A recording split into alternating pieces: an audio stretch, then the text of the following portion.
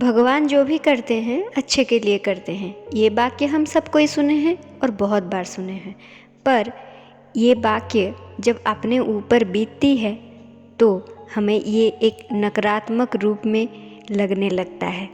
अगर आपके साथ भी ऐसा कुछ हो रहा है या फिर ऐसा कुछ हुआ है तो ये कहानी आप ज़रूर सुने। एक चिड़िया रेगिस्तान में बहुत मुश्किल से जी रही थी। उसके पंख में आघात लग गए थे, उड़ नहीं पा रही थी, बीमार थी और रो रही थी। एक साधु उसी रास्ते से गुजर रहे थे तो वो चिड़िया को बोले कि तुम क्यों रो रही हो। तो चिड़िया ने बोली कि मेरा हालात बहुत ख़राब है और मैं इस कष्ट से कैसे मुक्त पाऊँ, आप मुझे कुछ रास्ता बताएं। तो साधु को दया आ गई।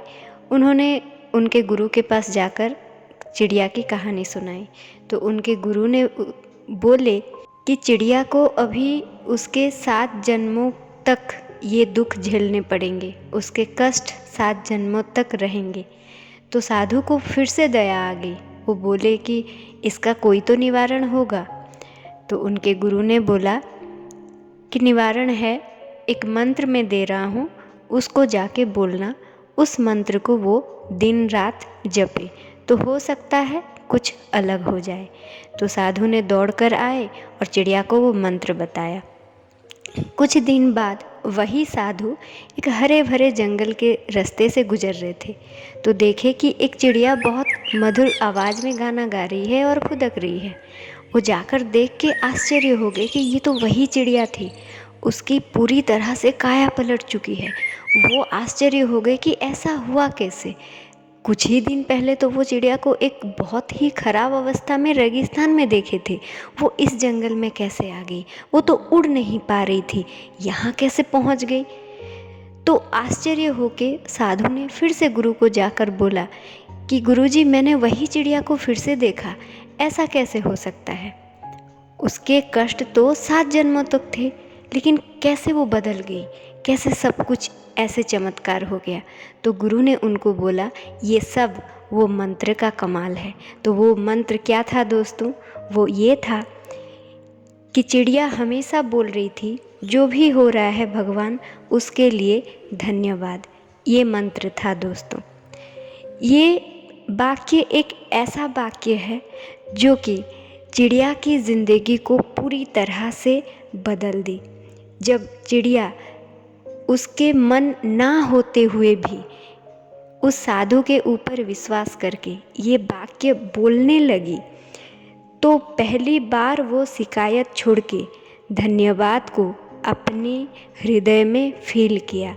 जब वो फील की इस धन्यवाद की जो ताकत है तो उस फीलिंग्स में उसको अच्छा लगने लगा और उसका वो अच्छा लगना उसकी ज़िंदगी को पूरी तरह से बदल दिया।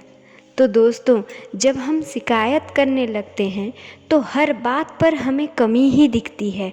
हम उस कमी में फोकस करते हैं तो वो और ज़्यादा बढ़ जाती है।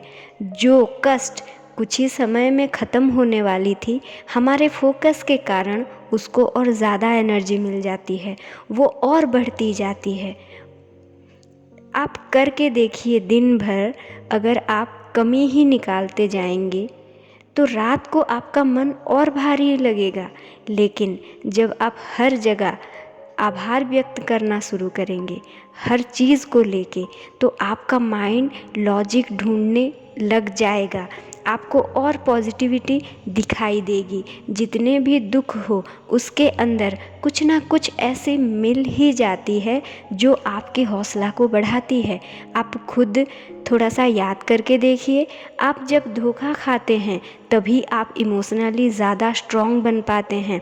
जब आपका पैसा कभी चोरी हो जाती है तो आप उसको संभालना सीखते हैं। जितना ज़्यादा मुश्किल दौर से आप गुज़रते हैं उतना ज़्यादा आप साइन कर पाते हैं।